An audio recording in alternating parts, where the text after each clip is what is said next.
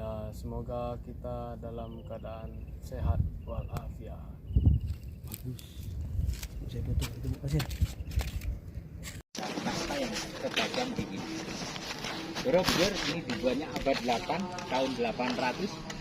Raja Samaratungga, arsiteknya Gunadarma, dinasti Selendra, kerajaan Mataram kuno. Borobudur ini berasal dari kata boro, yang artinya vihara. Budur ini dari bahasa Hindu Bali yang artinya di atas. Karena Borobudur ini dibuat di atas bukit ya. Ya kita ke sana, kalau foto di sini mungkin black light ya. Kita sambil jalan ke sana, nanti untuk spot foto saya kasih tahu. Biar nggak black light, ini pakai slow. Kamera nggak bisa bagus di sini. Ya, jadi Borobudur itu ada dua gaya bangunan, Kak. Dua gaya arsitektur yang ada di bawah kotak, di atas lingkaran. Yang kotak di bawah atau di pinggir itu namanya arsitek punden bunga, ada tangga-tangga. Dalam Buddha dibaca bentuk atau duniawi. Yang kotak itu arsitek Jawa kuno, Kak. Kenapa ada kalimat Jawa di Borobudur? Jadi sebenarnya membaca Borobudur ini dengan nama Pradaksina ya. Pradaksina ini berputar searah jarum jam. Jadi mulai dari timur ke arah selatan, barat, utara, kembali ke timur lagi. Ini cara membacanya. Kenapa dibaca Pradaksina atau arah jarum jam? Karena Borobudur ini sebenarnya dari India. Kitabnya itu tulisan. Setelah sampai di sini dirubah, Kak, menjadi pahatan atau relief. Jadi kalau kakak baca buku, satu lembar demi lembar, satu halaman demi halaman, tapi ini Borobudur bacanya berputar. Jadi Borobudur ini kitab yang diukir atau yang dipahat. Jadi semacam komik itu. Dan nanti kakak saya bacakan tangan kanan patung-patungnya ya. Kita ada di timurnya sekarang. Nanti patung tangan kanan tengkurap gini, yang timur. Yang selatan begini. Yang barat gini. Utara gini, lantai 7 semua arah mata angin gini, 8, 9, 10 semua gini patungnya.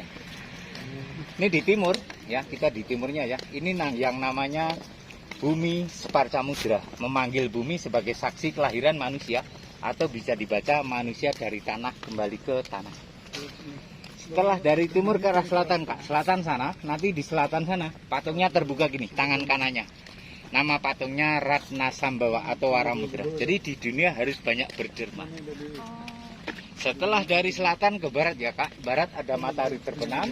Di Buddha barat itu diartikan masa senja atau tua. Nanti patungnya gini, Kak.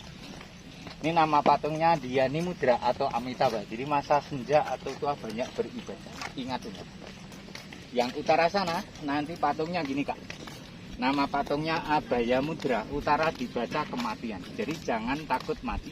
Kalau amalan kita sudah banyak, karena relief di sana itu macam ajaran yang harus diamalkan sebagai bekal kehidupan setelah mati. Lantai 7 gini, suara matangin. Ini Witarka Mudra, berkhotbah atau memberi ajaran. Lantai 8, 9, 10 patung di paling atas. Ada patung dikurung dalam setiap siswa. Ini patungnya gini. Ini Dharma Cakra Mudra, memutar roda Dharma atau roda kehidupan dunia. Salang ya. Timur lahir, selatan mas remaja, barat tua, utara mati. Dalam Buddha timur ini kosong, Kak. Utara kosong. Kenapa timur utara kosong? Dari bayi manusia lahir itu tangan genggam. Ini kalau di Buddha manusia datang ke bumi kosong, nggak bawa apa-apa, mati juga lepas, ini kosong. Jadi manusia datang kosong, pulang kosong. Dan karena karma atau amal perbuatannya. Jadi dalam Buddha arah begitu penting, karena salah arah tidak sampai tujuan. Yang kedua, lain kali kalau kakak datang kemari, blank sama sekali tidak tahu arah utara selatannya, tapi hafal posisi semua tangan kanan patung jadi tarah mata angin. Karena dalam Buddha pintar tidak cukup, pintar harus mengerti. Ya, proses pembuatan candi ini diperkirakan 150 tahun. Prosesnya ini seperti Lego puzzle. Di dalam candi itu tanah, tidak semua batu. Batu di lapisan luarnya saja. Ya, jadi proses pembuatannya gini. Batu disusun dulu dari bawah ke atas. Setelah selesai disusun sampai di atas, dipahatnya dibalik, Bang, dari atas ke bawah. Susun dulu, ini kan carvingnya top down dari atas ke bawah. Ini kalau di Buddha ada istilah melawan dan memanfaatkan. Jadi melawan dan memanfaatkan ini sebenarnya bicara gravitasi bumi. Misalnya ini tanah, cara melawan gravitasi bumi benda atau batu itu harus menempel tanah. Ini melawan namanya, ya kan? Mahatnya dari atas ke bawah, ini buang pecahan batunya mudah ke bawah karena di bawah ada gravitasi. Ya, itu yang pertama. Yang kedua, dari bawah ke atas ini humanistik manusia, dari atas ke bawah teistik Tuhan. Yang ketiga nih, tidak kalah penting adalah semua pengunjung yang ke Borobudur kita sudah dikiring bicara dua agama. Agama itu hanya dua saja. Satu agama bumi, satu agama langit. Agama langit ada 4 kitab ya. Zabur itu Daud, Taurat ini Moses, Injil itu Isa, Al-Quran Muhammad. Jadi Buddha ya, kalau kita belajar kristologi, teologi, filsafat, perbandingan agama, sosiologi agama, Buddha ini bukan agama. Kenapa bukan agama? Karena Buddha tidak menyebutkan monoteis. Tuhan Buddha itu surga. Sedang Siddhartha dia pembawa ajarannya. Terus Buddha itu siapa? Jadi Buddha itu siapapun orangnya, apapun rasnya, apapun agamanya, kalau dia baik, dialah Buddha. Makanya ada budaya. Budaya itu pendaya gunaan akal pikiran dan akal budi manusia, itu namanya budaya. Jadi Buddha bukan patung, bukan bentuk, tapi lebih ke sifat. Makanya ada berhutang budi, berbalas budi, berbudi luhur, berbudi bahasa, seperti itu ya. Udah. Tapi kalau di Indonesia dikatakan agama boleh aja Kak. Karena tidak agama kacau. Begitu kan? Oke, jadi jujur Buddha ini ajarannya filsafat. Filsafat ya. Nah, filsafat ini sama orang gila beda tipis. Dan filsafat pasti akan menghasilkan dua orang saja. Satu ateis, satu religius. Itu filsafat. Makanya kalau orang kuliah di filsafat itu kampus kosong, dosen sendiri, mahasiswanya cari kebenaran sendiri. Tulang untung dia gila. Karena filsafat itu sama orang gila beda tipis ya. Oke. Borobudur ini pernah 800 tahun terkubur. Nanti saya foto di halamannya. Terkubur tanah yang menemukan Raffles, orang Inggris. Tahun 1814. Dan direstorasi pertama kali sama orang Belanda, namanya Van Erp, tahun 1907 sampai tahun 1911.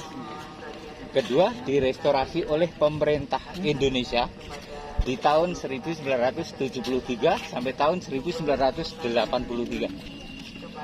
Dibantu negara anggota UNESCO atau PBB. Jadi kalau udah masuk UNESCO, ini bebas dari bahaya perang Kak. Misalnya di perang dunia ketiga, Borobudur ini nggak boleh dihancurin. Tapi perang sekarang udah ngawur ya. Jadi dibom ya. Oke, yuk kita ke atas. Yang penting lewat zona ini aman. Kita di halaman foto. Nanti untuk pakai sandal atau ukana di halaman di atas halaman tadi, di lantai pertama ya. Ini jumlah anak tangga bukit ada 61. Jadi di Buddha itu jangan menulis angka kalau belum tahu jumlah. Jumlah kan dulu baru kau tahu angka. Nah, filsafat hanya dibolak-balik sini. Jadi Borobudur ini sebenarnya manusia dan manusia sebenarnya. Sebenarnya manusia ada lahir, ada mas remaja, ada tua, ada mati. Dan manusia sebenarnya itu kembali ke Tuhannya. Oke, pelan-pelan ya. Foto di situ boleh? Di halaman Pak. Kalau mau bagus nanti juga keren. Yang penting kita naik.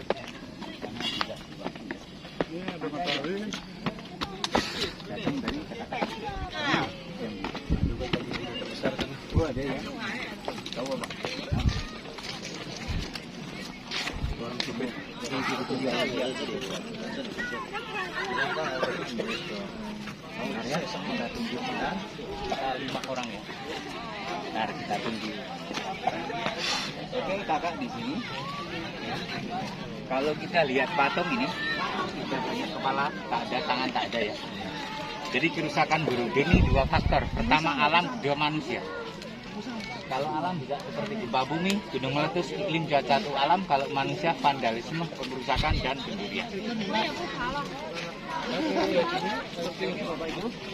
Kita scan in dulu. Gorgot yang tidak ada gelang tidak bisa sampai ke atas. Berapa Pak Taufik? 5 orang. Sudah komplit?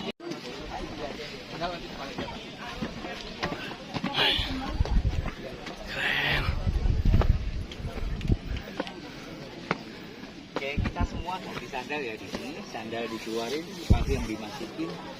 Saya tidak pakai sandal. Ini Pak, ganti sepatu. Ganti sandal dulu. Yes. Saya duduk dulu. Ya, dibuka umum bisa. Bisa Pak. Ini ada sandal itu. Jadi ini wacana opung luhur. Rencananya ke depan ya ke atas. Ini satu orangnya 750. Ya benar, kemarin itu ada. Makanya ini kita simak aja Pak. Ini tiket makin tinggi, makin lama makin naik. Nah tapi kalau dibuat segitu banyak orang Indonesia juga orang Eropa protes terlalu mahal. Bapak Luhut bentar lagi pensiun tuh Pak. Iya. Ganti lagi. Dia yang punya perusahaan-perusahaan anting.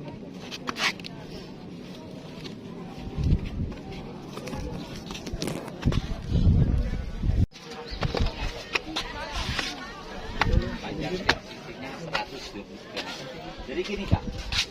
Oke ya.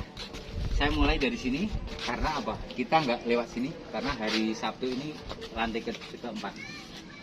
Oke, relief yang di atas ini nama reliefnya Lalita Vistara.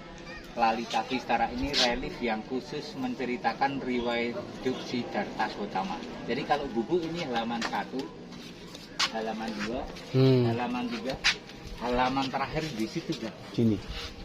Mutar. Iya, mutar. Harus mutar. Ini juga sama. Mulai dari sini selesai sebelah situ. Ini sama. Mulai dari sini selesai situ. Jadi ini macam buku. Kalau kita baca buku, satu lembar demi lembar, satu halaman demi halaman, tapi ini Borobudur bacanya berputar. Jadi Borobudur ini sastra tidak tertulis, sabda tidak terungkap. Di sini tidak ada apa-apa, bisa melihat apa-apa. Ahli sains sedang di gunung, para pendeta sudah turun dari puncak. Nah sekarang tidak pakai semen, kenapa? Nih lantai ini seperti Lego atau puzzle, ya. Ini seperti menyusun batu bata atau bataku di rumah-rumah. Tidak satu garis maksud saya. Ini bukan retak ya. Kalau retak dia begini. Ini blok-blok baju. Ya.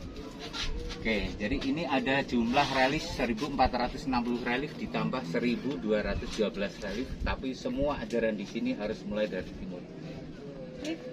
Ya, timur sama. Ya, yuk kita satu lantai ke atas. Ini tentang apa nih Pak di sini? Tentang kehidupan dia ya? Ya, ini Siddhartha Gautama. Mulai dari lahir. Ya, ini tari-tarian di surga Tusita sebelum Siddhartha Gautama lahir. Nah, bacanya urut ke sana. Kelahiran di sebelah selatan sana. Jadi hari Sabtu tidak lewat sini karena yang dijual dari taman wisata yang market itu Gandawiha namanya. Nanti saya cerita di sana ya.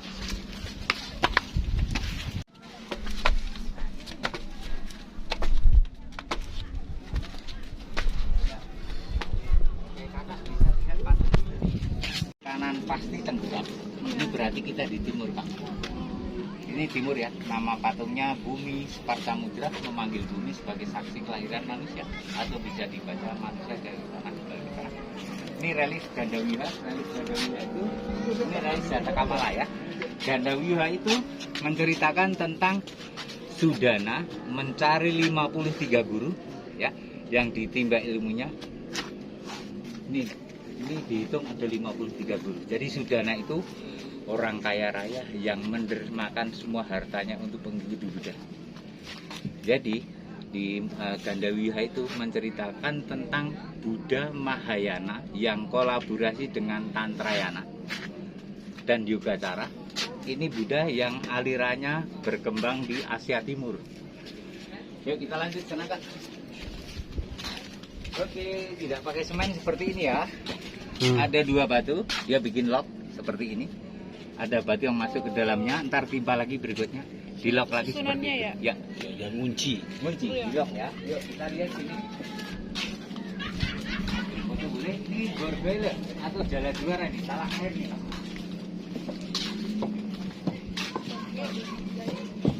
Jadi Ini di lantai atas ya. Di lantai atas kalau penuh air mancur ini. Sampai sekarang masih berguna. Ya, kalau sekarang tidak ada sumur, ada resapan ke bawah. Ini zaman dulu berfungsi, sekarang tidak lagi. Air mancur sini kan, tumpah sini penuh, mancur ke sudut sana berikutnya. Zaman dulu sudah seperti itu ya. Nah, kita lihat patung yang ada di arah selatan. Mana teman bapak tadi di sana ya? Oke, kita video. ya. Ini kak, ada kunci T. Jadi jangan percaya kalau jangan terus. Kakak lihat kepala Buddha, di atasnya ada batu seperti topeng itu ya. Iya. Itu batu T itu, vertikalnya kecil, pendek, horizontal panjang. Jadi ini batu T. Jadi batu T ini kalau kita ambil seret atas kiri kanan jatuh. Yang mana? Yang atas Ini banget. yang panjang ini tak tarik mesti jatuh. Ya, ini jatuh. Ini T. Nanti tak tunjukkan yang lebih jelas ya. Jadi batu T ini fungsinya dia membagi gravitasi, beban lari ke kanan ke kiri, dia tidak bisa beradu karena tertahan dengan vertikal seperti ini. Titik nol fisika itu gini, T fisika ya. Ini tongkat panjang, kita tarik ini kan berat kak. Ntar tegak lurus nilainya kosong nih. Ntar kalau dia miring gini, kasih lot benang di sini ketemu 90 derajat lingkar jarinya pasti akan ketemu. Ini rumus sekarang mirip Newton. Mirip.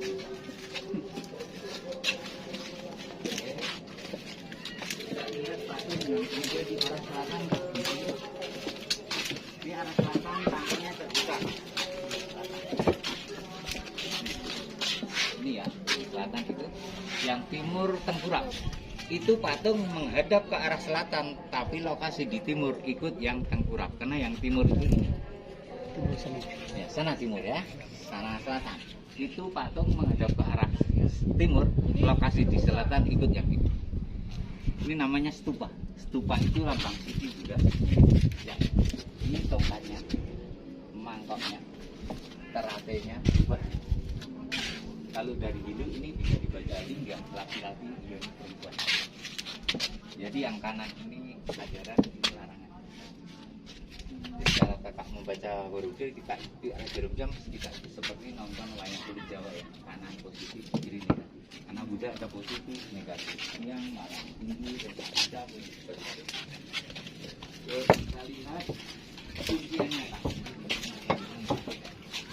Ini ceritanya tentang kinara-kinari di Candi Mendut, Candi Bawon ini. Dengan kinara-kinari itu manusia setengah burung ya. Ini masih sama berbeda. Nanti Pak perhatikan yang ada di arah selatan tangannya terbuka ya. Oke, sekarang kakak saya tunjukkan batu T ya. Di sini mungkin lebih jelas.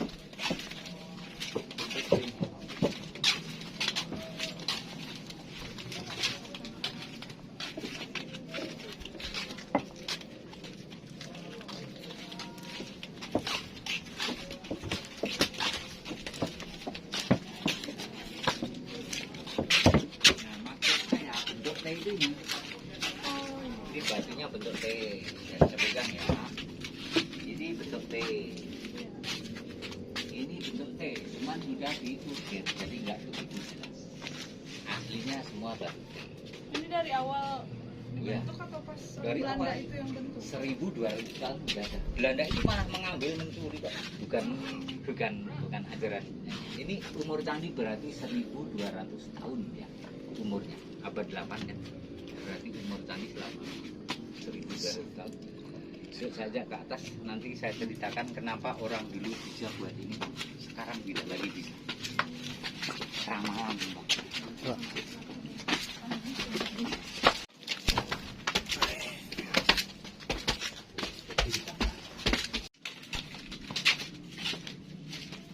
Ini dulu boleh.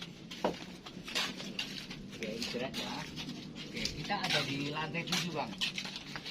Semua patungnya gini, tangan kanan, ini tubuh. Gini semuanya nih. Ini tangan kanan. Berarti kita ada di lantai 7 ya. Oke. Kita lihat bukit itu namanya menoreh. Kalau kita lihat dari sini ini seperti orang tidur yang diselimutin kain ya. Ini legendanya arsiteknya Borobudur. Setelah dia capek membuat candi ini, dia berjalan ke arah selatan. Dia tertidur sambil menunggu bangunannya. Mau lihat ya. Jadi ngelihat bukit itu caranya siluet, bayangan. dikaburin mata kita pasti ada orang telentang ya. Gundukan kecil bukit itu wajahnya menghadap ke atas telentang ya. Buang ke arah kiri rambutnya panjang terurai ke sana tuh. Titik terendah itu leher. Kanan naik ada dada, ada puting, paling tinggi perut, kaki buang ke sana. Jadi seperti orang atau raksasa yang diselimutin kain. Jangan pakai pandangan tajam. Kalau pakai pandangan tajam sulit kita dapat. Tapi kalau udah dapat, saya bisa mempertajam seperti ini. Batu kapur putih itu matanya, naik hidung, yang monyong itu mulutnya, turun ada jakun. Titik rendah itu leher agak gelap tuh.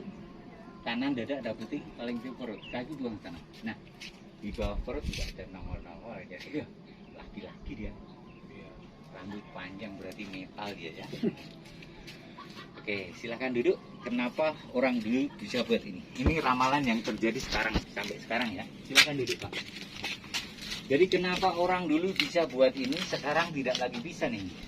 Nih, di kitab Puruna atau Purusha Hindu zaman ada 5. Saya percaya dengan kitab ini juga, meskipun saya Muslim ya. Ini Kerta Yuga, Tetra Yuga, Dwara Yuga, Kali Yuga, Pralaya. Ini emas, perak, perunggu, besi, praliti, kiamat. Jadi zaman emas ini semua orang masih suci. Jadi minta aja Tuhan kasih. Perak ini 1/4 isi negara kita jahat. Dwara ini perunggu, separuh isi negara kita jahat. Kali Yoga itu besi semua jahat, baru kiamat. Nah, logika berpikir kita gini Bang. Di zaman keemasan mereka pegang besi juga sebenarnya. Tapi besi ini untuk apa? Untuk bangunan candi-candi di seluruh Indonesia. Nah, sekarang umat Hindu dan Buddha klaim mereka. Sekarang kita di zaman besi dan pegangnya besi. Jadinya apa?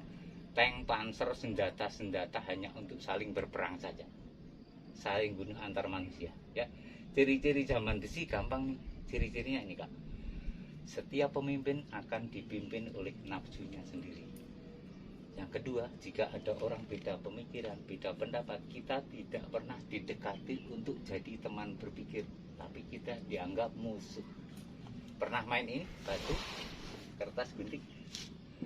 Batu, Borobudur batu, kertas itu kitabnya, gunting itu Kali Yoga. Jadi kalau kitab Tuhan ini manusia berani memotongnya, nanti karma-karma akan ada. Potong 2 arti, dipotong dirusak kitab sucinya, dipotong ditafsirkan sesuai nafsunya. Jadi batu, kertas, gunting, oke ya. Batu tadi batu T buat bangunan candi. Nah sekarang kunci T dari besi buat apa? Bentuk T. Buat nyolong motor toh, berarti kejahatan sudah ada di sini Bang. Sama-sama T loh. Makanya ini simbol, ini jadi Kerta Yuga, Tetra Yuga, Dwara Yuga, Kali Yuga jadinya. Ini simbol. Ini namanya Kali Yuga. Gunting itu Kali Yuga. Batu ini di sini. Jadi batu, ini kertas, gunting di sini. Nah, kalau mereka menggunting kitab nanti karmanya akan ada hukuman. Ya, oke, kita ke atas, saya hitungkan setupanya Kak. Nah, vandalisme orang Indonesia itu Kak, kadang pelajar-pelajar itu mindahin susunan batu candi, kadang ini diangkat dipindah kemana-mana. Kan gitu. Ini juga sama nih. Pernah Badung kan? Ini talang air ya. Jadi batu ini satu ya Bang ya. Batu utuh ini. Ini satu batu utuh.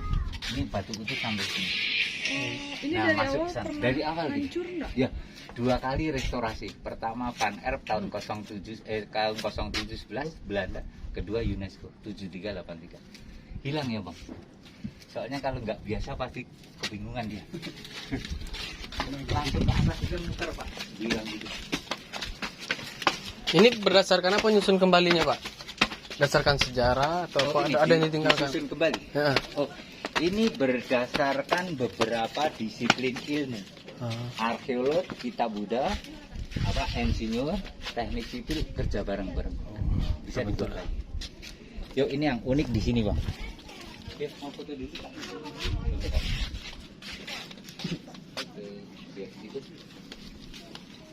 Di situ duduk boleh.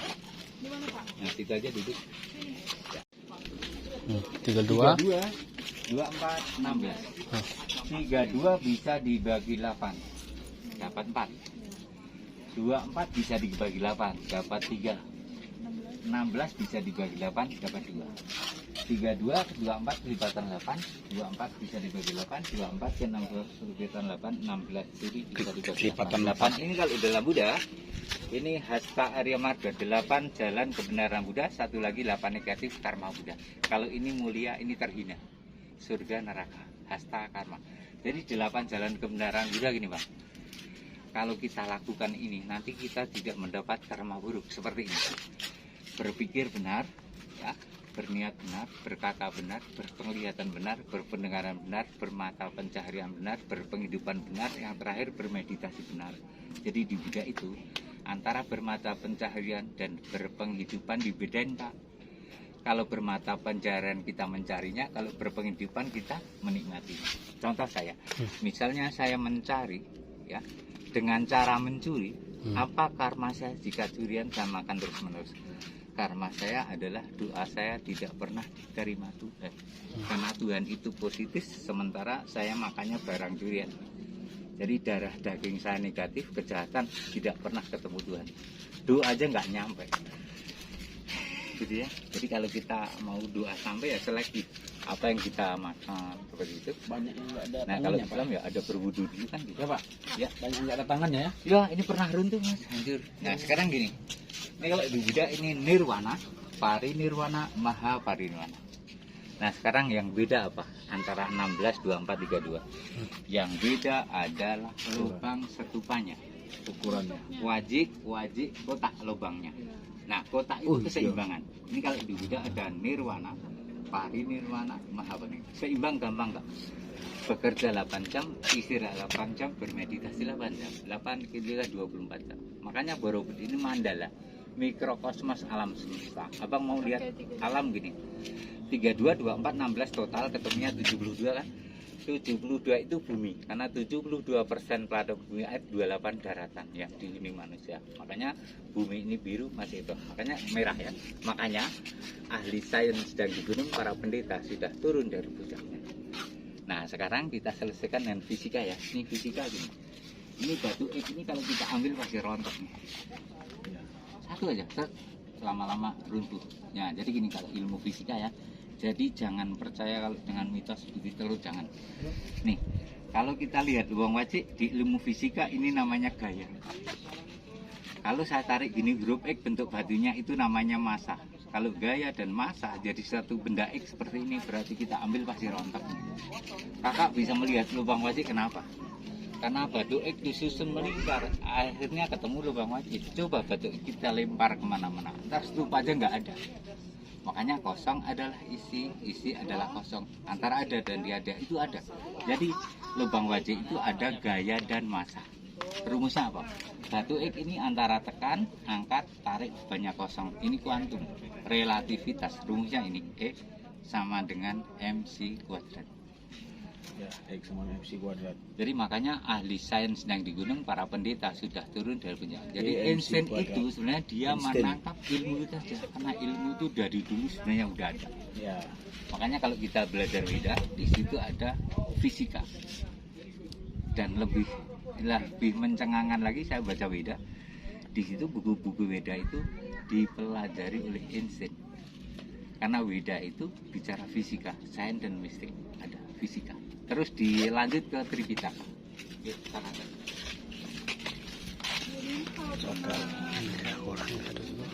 Itu betul yang kubilangin kau di mobil. Hah? Jadi itu ada sumur ke bawah. Yang B ada sumur ke bawah. Jadi Borobudur ini seperti manusia. Kaki candi, badan candi, kepala candi. Jadi ada sumur ke bawah. Kalau di ilmu Buddha ini namanya garis kosmologi, kosmogonis. Atas, tengah, bawah. Kita bisa menipu dengan otak kita, tapi hati jujur kalau kita sedang melakukan kejahatan itu, tapi hawa nafsu menggerakkan saja. Jadi Borobudur seperti manusia. Kalau di Buddha ada kama datu, rupa datu, arupa datu. Kalau di Hindu ada burloka, dwarloka, swarloka, prajna, sila, samadhi, gitu ya. Makanya 8 jam bekerja, 8 jam istirahat, meditasi itu undang-undang buruh internasional itu 8 jam bekerja. Lebih dari itu dianggap overtime. Itu yang dipakai internasional buruh. Yuk kita lihat Simping Buddha di sini kakak. Nah itu sudah punya gambaran ya. Iya. Jadi kita gini. Oke, kalau mau foto di sini kak, saya bantuin. Bertiga Pak, fotoin kami. Yuk boleh. Bar berdua bar sama Ryan bar. Propus. Nah itu apa tuh? Gunung apa tuh? Oh dia dikelilingi bukit dan gunung. Bar. Halo, mantap. Borobudur, Yan. Borobudur. warisan dunia. Amazing. Tutup dia. Hai, gila.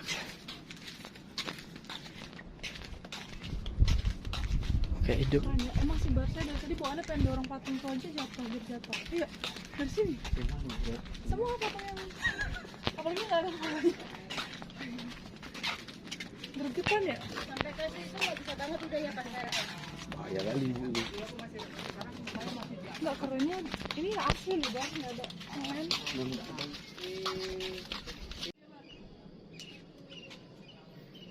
Wah banyak nih anak kalau belajar ini. Udah ya? Kayak gitu. Gila. Bagusnya. Oh ya Allah. Siapa lah?